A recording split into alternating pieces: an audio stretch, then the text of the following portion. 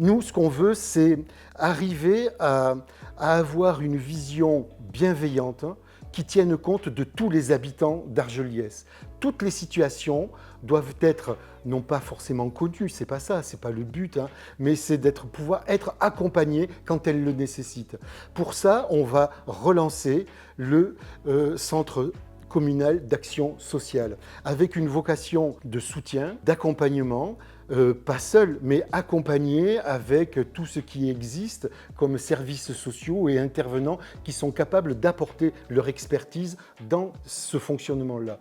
À l'époque, le CCAS, ça a existé, ça a été arrêté parce qu'il y avait peu de sollicitations. Là, il nous faut rentrer dans une dynamique différente. C'est même plus qu'un CCAS, c'est une sorte de conseil de sécurité qu'il faut qu'on envisage.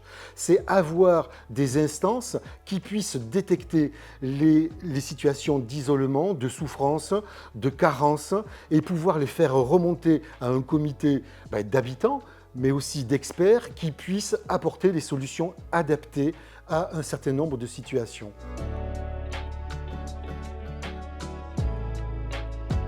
Un centre de loisirs, c'est effectivement un coût. Mais il faut se rendre compte qu'au regard de ce coût-là, c'est 87% de la population active qui est obligée de se déplacer en dehors d'Argelliès pour aller travailler. Et c'est donc les enfants de ces parents-là auxquels il faut proposer un certain nombre d'activités, que ce soit en soirée, le mercredi ou durant les vacances. Ce montage-là, on ne pourra pas le faire seul. Il faudra qu'on s'appuie sur l'existant, ce qu'on pourra aller chercher. Et on a à ce propos-là, dans notre équipe, quelqu'un dont c'est le métier déjà. Donc on sera accompagné dans cette démarche-là. Mais il faudra interpeller les services de la CAF, de la communauté de communes, du département, de la mairie et associer bien sûr les parents. Et dans cette même démarche, il faut qu'on ait à l'esprit de faire en sorte qu'elle soit adaptée aux moyens des gens, de la population, et que donc il y ait une adaptation des tarifs et que le point de mire de cette activité-là ne soit pas l'occasion de se poser la question d'augmenter les impôts, parce que nous ne le ferons pas. Donc nous trouverons les moyens de financer le centre de loisirs en respectant notre équilibre budgétaire et les objectifs que nous fixons par ailleurs.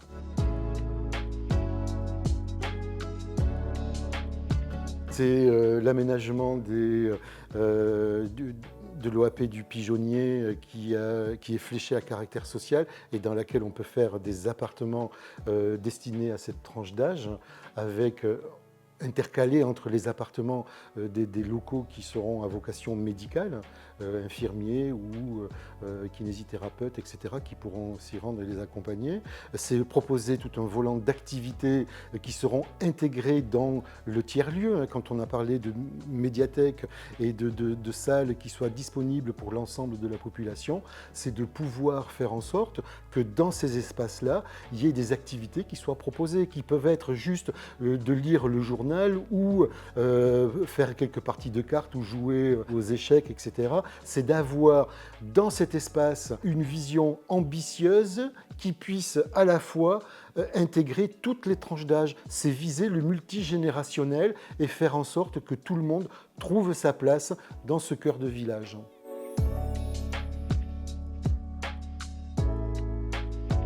La culture crée du lien et de l'ouverture d'esprit. À l'heure actuelle, il existe pas mal d'événements et puis on va s'inscrire dans la continuité par rapport à ça. Donc bien sûr, on va s'appuyer sur les associations, leurs propositions, enfin celles qu'elles sont amenées à nous faire. La communauté de communes qui a aussi son calendrier d'activités qui sont déclinées dans toutes les communes de son ressort. Mais il faut que la mairie prenne une place prépondérante dans une planification, une organisation de tout ce qui relève d'événements culturels. Par ce biais-là, on va pouvoir proposer des activités sous un rythme saisonnier, avec un agenda qui reprendra donc les activités qui seront portées par les associations. Et on a plein d'activités qui ont été intégrées déjà par le passé, que ce soit le trail, le festival court-circuité, la fête du village, etc. Donc ça, on est respectueux de ce qui a été fait et on le prendra en compte. Il y a ce qui a été proposé par le réseau des bibliothèques, enfin, et donc plus largement la communauté de communes. Et il faut qu'on se mette nous aussi en ordre de marche pour proposer toute une série d'activités qui vont permettre, à caractère culturel bien sûr, qui vont permettre une ouverture d'esprit et faire en sorte que, de façon multigénérationnelle, on puisse accueillir le maximum de monde sur Argelliès autour de cette démarche.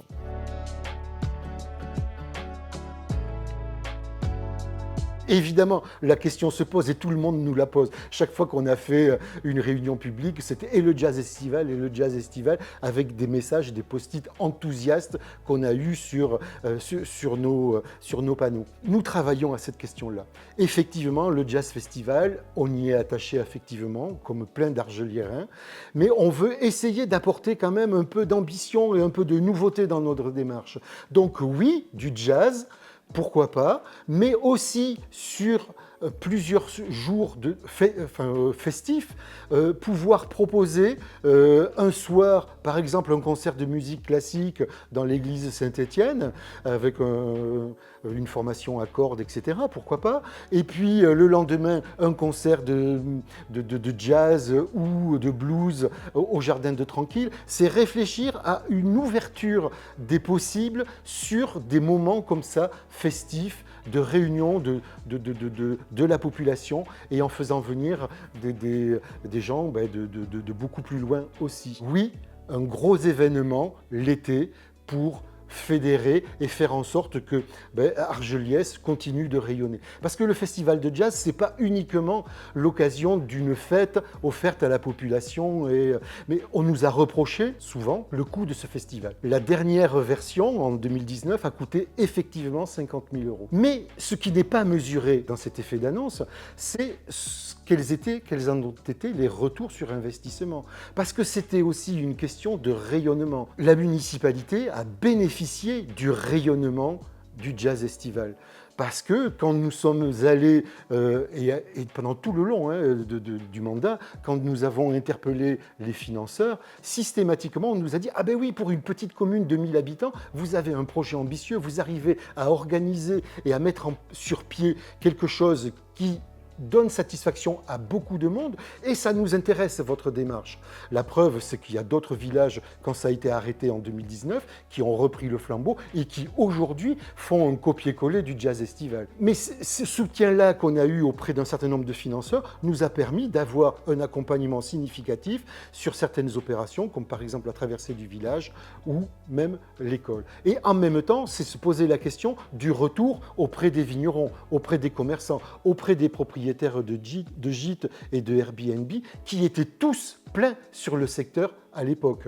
Et les vignerons, je pense qu'ils ont pu, à l'occasion, démontrer la qualité des produits d'Argelliès et notamment de leur vin. Pour autant, nous souhaitons aujourd'hui proposer un budget plus modéré concernant ces événements festifs de l'été et nous serons aidés dans cette démarche-là par un des membres de l'équipe dont c'est le métier d'organiser, d'animer, de préparer, d'orchestrer ce genre de festivités. Donc, ça sera dans l'intérêt de tout le monde. Oui, il y aura un festival, oui, il y aura une grosse opération d'envergure réunissant beaucoup de monde l'été sur Argelliès, mais oui aussi, elle sera précautionneuse du budget communal.